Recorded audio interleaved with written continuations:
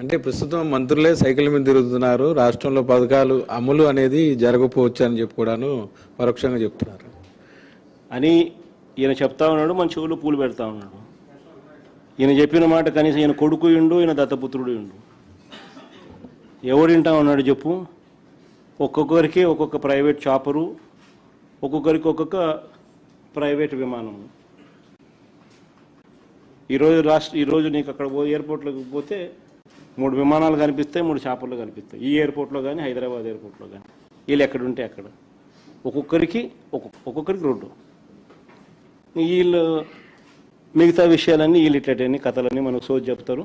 ఆ సోది అంతా మనం వినమని చెప్పి మన చెవిలో పూలు పెడతాం. సార్, జనసేన అధినేత ఈ మధ్యన హోంమంత్రి అమిత్ షా వద్దకు వెళ్ళారని, ఏదో వైఎస్ జగన్ గారి మీద ఇబ్బంది పెట్టాలని చెప్పిన సందర్భం ఒకటి ప్రొఫెసర్ నాగేశ్వరరావు మొన్న మధ్యన చెప్పారు.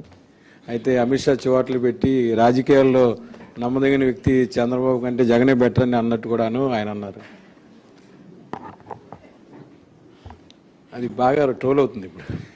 అది ఆయన చూసిన, ఆయనకు తెలిసిన ఎక్స్పీరియన్స్తో ఆయన చెప్తా ఉన్నాడు.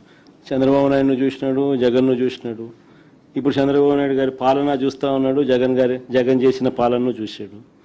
ఆయనే కాదు, ప్రజలంతా కూడా చూసినారు. కాబట్టి ఎవరి నోట్లో అయినా కూడా, ఎవరి నోట్లో నుంచి వచ్చినా ఇవే మాటలే వస్తాయి.